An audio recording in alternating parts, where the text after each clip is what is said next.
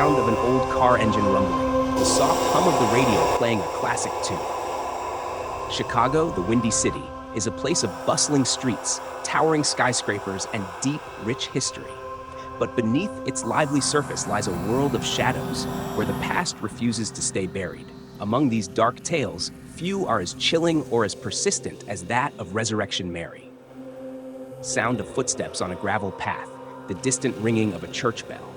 It's a story that has haunted the city for decades, whispered by those who claim to have seen her. A young, beautiful Polish girl, her long blonde hair shimmering under the moonlight. She's always dressed in white, a vision of innocence. They say she stands along Archer Avenue, thumbing for a ride, her destination clear in her eyes, the Willowbrook Ballroom. Sound of a car screeching to a halt, the door creaking open. Many a young man has been bewitched by her beauty, offering her a ride, unaware of the horror that lies ahead. They would dance with her, the night unfolding in a dreamlike haze. But as the evening draws to a close and they pass by Resurrection Cemetery, everything changes. Sound of heavy breathing, the sudden thump of a heartbeat. Without warning, Mary would scream, her face contorting in terror. She'd fling open the car door and run, her figure darting through the cemetery gates.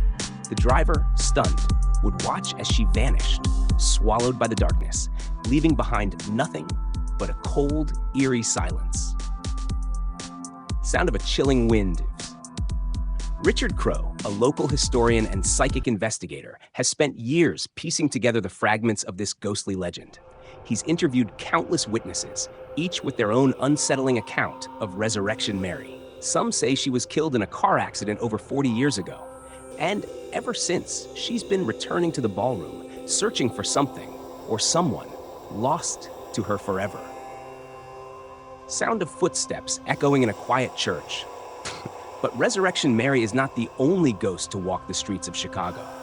Crow's investigations have led him to other haunted locations, places like Bachelor's Grove Cemetery. Hidden in the woody marshlands near Midlothian, this desolate burial ground is known for its eerie blue lights that flicker through the trees and the ghostly apparition of a disappearing house. Sound of a creaking door, the distant chime of a grandfather clock. At Holy Family Church, another haunted site, shadowy figures are said to roam the halls. The church, a survivor of the Great Chicago Fire, is steeped in legend, with stories dating back over 100 years. The statues of two altar boys who drowned in 1874 seem to watch you as you move, their eyes following you, silently judging. Sound of echoing footsteps in an empty corridor, the soft clink of a candle being lit. Father David McCarthy, the church's current pastor, doesn't shy away from these tales.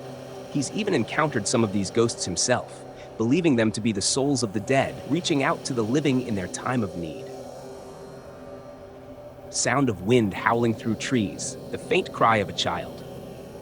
Chicago is a city where the past lingers, where the line between the living and the dead blurs, and where the ghosts of history are never far away. So the next time you find yourself driving along Archer Avenue, keep an eye out for Resurrection Mary.